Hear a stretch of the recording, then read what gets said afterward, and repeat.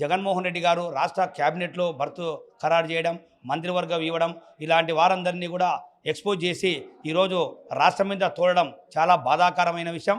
ఇలాంటివి చేయకూడదని చెప్పేసి మేము చాలా కూడా బాధపడుతున్నాం. అదేవిధంగా కాపు కులంలో పుట్టి కాపులకే చెడ్డ పేరు తెస్తున్నాడు. మా కాపు కులంలో మా కాపు కులంలో రంగా గారైతేనేమి, అలాగే చిరంజీవి గారు అయితేనేమి, పవన్ కళ్యాణ్ గారు అయితేనేమి, శ్రీకృష్ణదేవరాయలు గారు ఎంతోమంది రాజకీయంగా సినీ రంగంలో మరి అదేవిధంగా వ్యాపార రంగంలో ఎంతోమంది పేరు ప్రఖ్యాతులు తెచ్చుకుని ఉన్నారు. అదే కాంగ్రెస్ పార్టీలు అయితేనేమి, వైఎస్ఆర్ పార్టీలు అయితేనేమి కాపులు చాలామంది ఉందాతనంగా చేసే నాయకులు ఉన్నారు.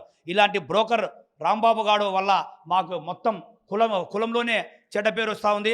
సో మేము రాంబాబు గారికి డైరెక్ట్గా చెప్పుతో కొట్టలేక కాపు కులంలో వాడు పుట్టినందుకు మేము కాపు కులస్తులుగా నా చెప్పుతో నేనే కొట్టుకుంటానని చెప్పేసి ఈరోజు సగౌరవంగా నేను చెప్తున్నా.